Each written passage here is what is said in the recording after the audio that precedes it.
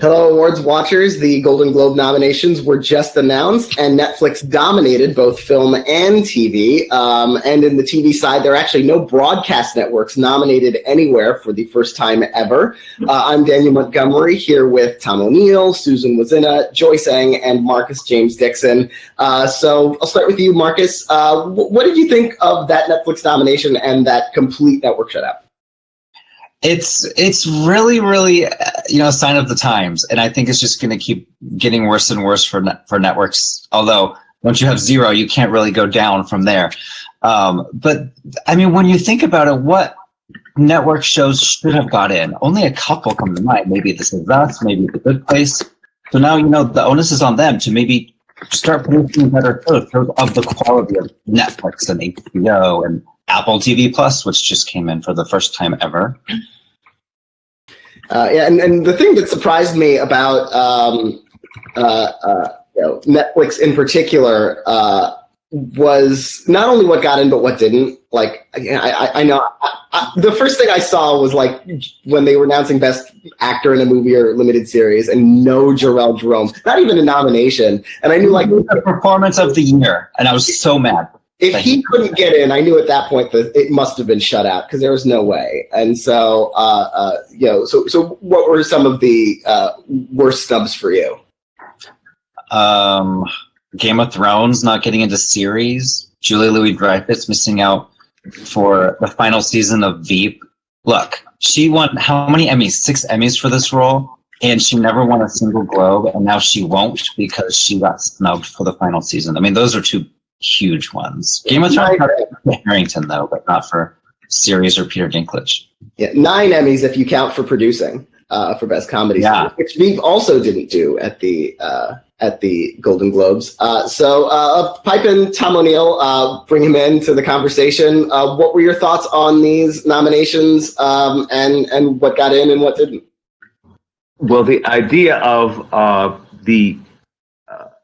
the broadcast shows being snubbed is really the same thing we're seeing now at the Emmys, which presents the ultimate irony, and that is the broadcast networks, including NBC, are airing these shows. So we're going to have a broadcast network, NBC, televising this award show for which they're not even in the running. At least broadcast shows sometimes get nominated at the Emmys. So, but what, of course, this leads to is the fact that the Globes are not going to give up the broadcast rights, and the broadcast channels aren't going to give up the Emmy rights because they are big ratings producers for little money, because you get all those superstars at an award show for no money because they want to win awards. But the irony is, of course, how many will show up now if they're not even being nominated? So that said, I was pleased. I'm a big fan of the morning show, so I was pleased it got in for not only drama series but also Reese Witherspoon. I don't know. Let's pass off to one of our real experts here. Joyce, what do you think? Well, for a while, I had just Ted Danson getting in for The Good Place as like my network representative, but I was like, I don't think he's getting in. But then I was like, I really, if I take him out, I don't have like another network nominee to put in. And I ended up with no network nominees in my prediction. So I was like, I think this is going to be the year they just drop it all completely. Because last year they still had Kristen Bell for The Good Place and The Good Place itself. Yeah, I think, going forward, like you said, like we're just going to be seeing more and more of the streaming and just cable and basic cable domination. Because the other factor is that, they have the resources and the money to campaign to woo, especially the Hollywood Foreign Press Association, who like to be wooed. And that's just not the same for broadcast networks. But yeah, I was surprised by when they see us as snubs. But I think that's maybe just a symptom of Unbelievable being newer to them. Like it maxed out with its 4 nominations. It got in all its actresses and for series. And I feel like maybe when they see us was just a little like too old for them. It came out in May. But and like you knew like they would love Chernobyl more. It's like there were just like some things you just knew they would love, and I could see them not going for that. And maybe the fact that like when they see us also didn't do well at the Emmys, it gives them an out to not select it in favor of like other things they actually liked and other things that are very Globesy too. Yeah, I will say that When They See Us is newer than like The Act and Catch-22, or at least about as old as those shows are. So I do still think it's a little weird that like they couldn't even find room for Jarrell. This is gonna bug me until the Golden Globes actual show more than anything to do with the broadcast network. What did you think, Susan? About what? just about what surprised you, what incensed you, and just what were your thoughts? Just TV wise, or yep. I was pleased with some of them. Let me look because I lost my list, so I'm sorry. Well, Fleabag got in, and the Hot Priest got in. Our beloved Hot Priest, Andrew Scott, did make the cut. Yeah, he's like everywhere now. I mean, he's in 1917.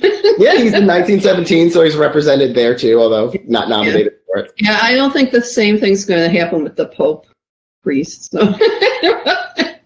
Anyway, but no, I was not surprised by much of what got in, and I was glad that Unbelievable got as much as it did because that was one of my favorite new shows this year. So, and I think it's more than deserving, including all the actresses, the 3 actresses. So now that we have these nominees, who's winning? I'm looking at this Best Drama Series list, for instance, and you've got Big Little Lies, The Crown, Killing Eve, The Morning Show, Succession. Of those, The Crown is the top nominee. It has 4 nominations. Succession has 3. Morning Show has 3. So I was predicting The Morning Show, or not The Morning Show, Succession, before the nominations were announced. I think I'm still predicting it, although I do think The Crown really does have a shot at it. What do you think, Joyce?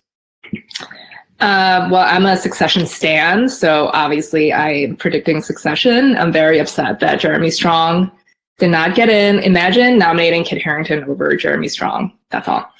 But yeah, I think Succession can still win. And I hope Brian Cox wins it with it because they do like to pair shows, although they didn't do that last year with Americans winning series and no other acting award. And it was the first show since Modern Family to do that. But that was more of like a catch-up thing. I guess, yeah, I would have The Crown in second just because it does have 4 nominations, although I don't even know if I would like pick The Crown to win any of the 4 since I just said I want Brian Cox and Succession to win because I think Jennifer Aniston is probably winning actress and Meryl's probably winning supporting. And I do think they're going to give Brad and Jen Golden Globes on the same night. Mm-hmm. I do wonder about Jennifer because I think the great news for The Morning Show is that it got both Jennifer and Reese in, but maybe the bad news for Jennifer is that it got Jennifer and Reese in. Like if they split votes just enough, I could see like an Olivia Colman slipping by them. What do you think, Marcus? I think this is Jennifer Aniston's race to win and to win, basically. I don't know if there's enough voters in the Golden Globes to actually have a vote split, and because I think there's so few of them that they talk about what they're going to do, and if they all love the morning show so much, they're going to converse and say, okay, are we voting for Jen or Reese? And I think Jen has it, but I do think Succession is winning series, and it's just the hottest, buzziest show of the moment. Even though it didn't get in for season 1, that doesn't bother me because it exploded this year. So the Globes are latching onto it now when it is, catching on with the zeitgeist. And it is possible that Kieran Culkin could be the one that wins. Remember, he got nominated last year. He was the only Succession nominee out of nowhere. And so it's possible they just love him so much that he could win and he could be the acting, matchup with series. And that'll give them an opportunity to maybe give, Billy Porter a Golden Globe for Pose. And then over in the comedy series race, you've got Barry, Fleabag, Kaminsky Method, Marvelous Mrs. Maisel, and The Politician. All of those shows have acting nominations. Barry, Fleabag, and Kaminsky all have 2 nominations apiece. So that seems like a fairly even race, although Fleabag was the front runner going into the nominations. What do you think about that race, Tom?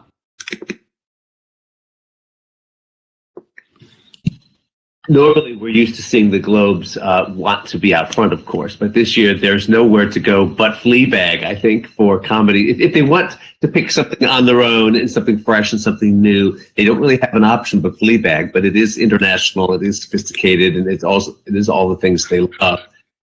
But Daniel, what do you think? What would be if not Fleabag, then what?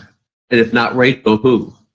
I think Fleabag is winning. I think it got the nominations it needed to sort of justify. It's tied as the most nominated comedy with Barry and Kaminsky, and it's definitely the hotter show of those 3. It's in its 2nd season, but it feels new because voters just caught up with it.